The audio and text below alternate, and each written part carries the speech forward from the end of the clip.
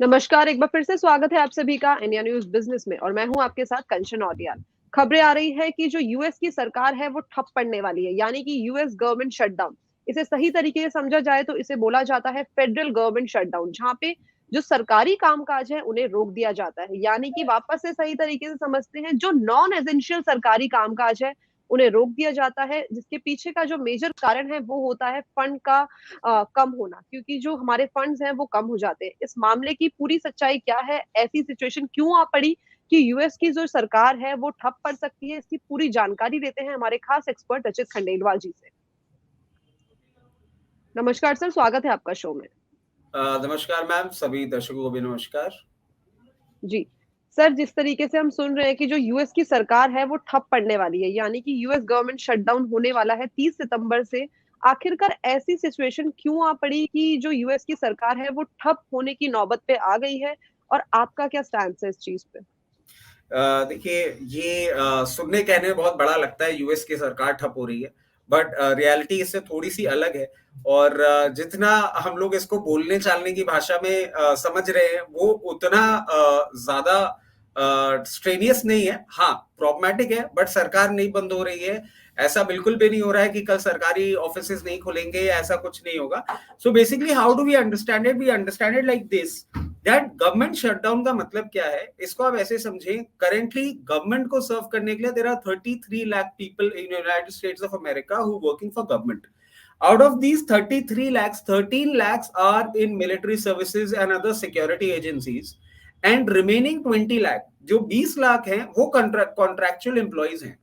तो अब अगर आप ये मानते हैं कि ये शटडाउन के लिए जाती है, तो इससे शटडाउन का मतलब सिर्फ इतना सा है कि आने वाले 2 हफ्ते तक, जब तक यूएस की गवर्नमेंट का एक डिसीजन नहीं आता है, तब तक इनको इनके सैलरी पेमेंट नहीं होंगे।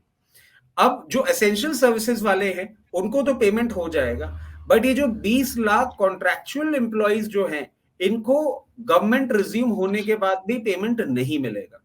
अब इसको और थोड़ा डिटेल में हम समझें कि एग्जैक्टली शटडाउन या गवर्नमेंट पेमेंट नहीं कर रही है, इसके पीछे कारण क्या है। इसके पीछे कारण ये है, अगर हम यूनाइटेड स्टेट्स ऑफ अमेरिका के पूरे सिस्टम और सेटअप को समझें, इनको अपनी गवर्नमेंट रन करने के लिए जो पैसे की जरूरत होती है, वो पैसे ये लोन से रेज करते हैं।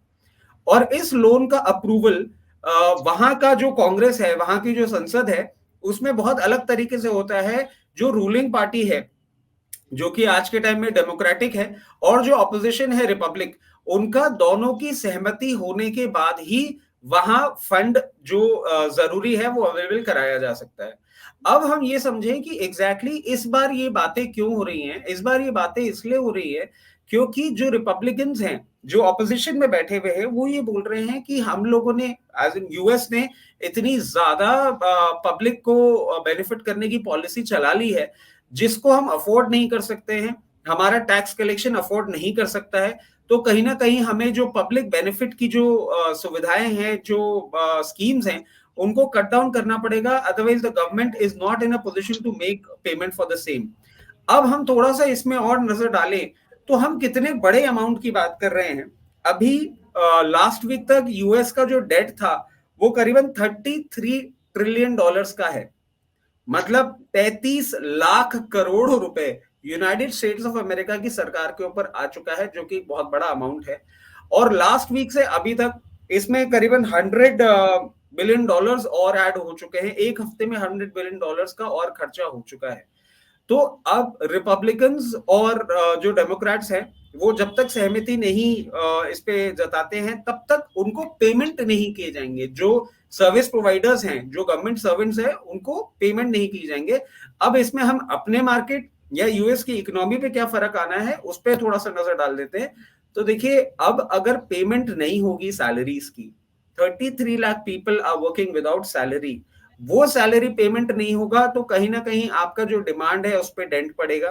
कहीं ना कहीं जो पब्लिक के ऊपर डेट है, पब्लिक डेट लेके खर्चा करेगी या जो भी करेगी, तो वहां का फाइनेंशियल सिस्टम जो है वो एक प्रॉब्लम में आ सकता है। बट ये पहली बार नहीं है कि ऐसा कुछ हुआ है, पहले भी ऐसा हो चुका है। अगर हम देखें 45 दिन या 50 दिन पहले भी हमने एक ऐसी सिचुएशन देखी थी, and it has been constantly happening. हर गवर्नमेंट में एक दो बार ऐसा होता है कि वो शटडाउन वाली सिचुएशन पे चले जाते हैं। आई रियली डोंट थिंक कि ये बहुत बड़ी प्रॉब्लम होने वाली है।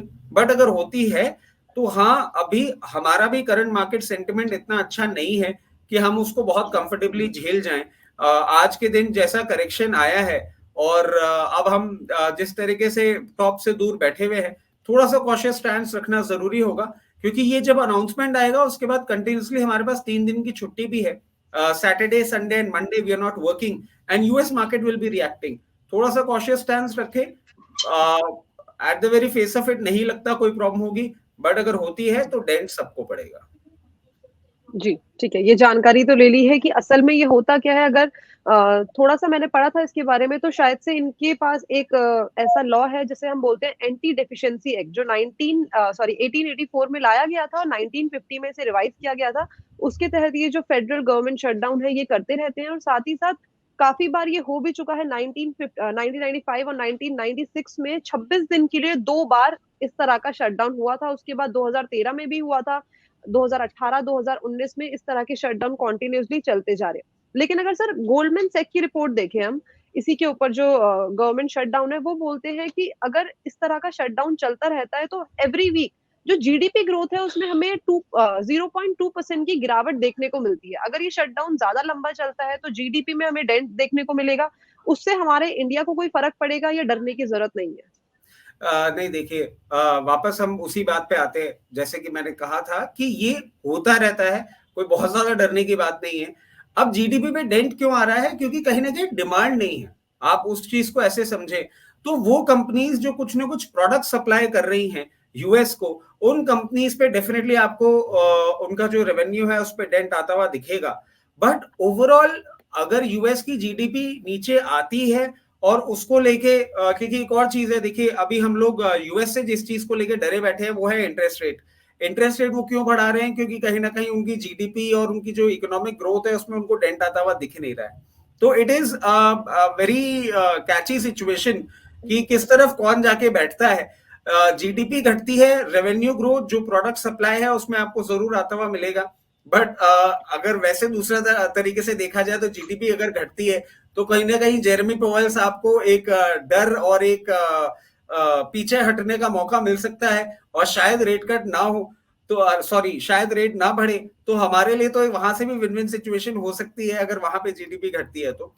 सिचुएशन कंफ्यूजिंग है and it's always good to stay at the bay and एक ओवरव्यू लेके और दूर से बैठ के देखना ही ज्यादा अच्छा लग रहा है अभी। जी, ठीक है। तो ये गवर्नमेंट शटडाउन के बारे में सारी जानकारी ले ली है और देख लिया है कि किन-किन चीज़ों में, यूएस की किन-किन चीज़ों में फ़र्क पड़ सकता है, चाहे वो जीडीपी हो, चाहे वर्ल्ड इकोनॉमी हमारी जो यूएस की रैंकिंग है वो हो, या तो सीपीआई इन्फ्लेशन का जो डेटा है उस पे हो। लेकिन उससे हमारे बाज़ार में या इंडिया को क्या फ़र्क पड़ेगा, वो सर ने हमें बता दिया है। इस टाइम पे इतनी घबराने की ज़रूरत नहीं है, बिकॉज़ हमारा जो वीकेंड है वो पास है, हम उसे एन्जॉय कर सकते हैं। And thank you so much sir, show में आने के लिए, बढ़िया जानकारी और एक बढ़िया तसल्ली वाला एक पूरा का पूरा सेगमेंट देने के लिए, ताकि लोगों को समझ आ सके कि हमें इस टाइम पे घबराने की ज़रूरत नहीं है। Thanks a lot sir. Right, thank you. Thank you. तो ये थे रचित खंडेलवाल जी, जिन्होंने हमें बताया जो यूएस गवर्नमेंट शटडाउन है उसके बारे में पूरी जानकारी की, वो क्या होता है और उससे हमें घबराने की ज़रूरत है या फिर नहीं। बस ऐसी इन्फॉर्मेशन के लिए जुड़े रहिए इंडिया न्यूज़ बिज़नेस के खास शोज़ के साथ। धन्यवाद।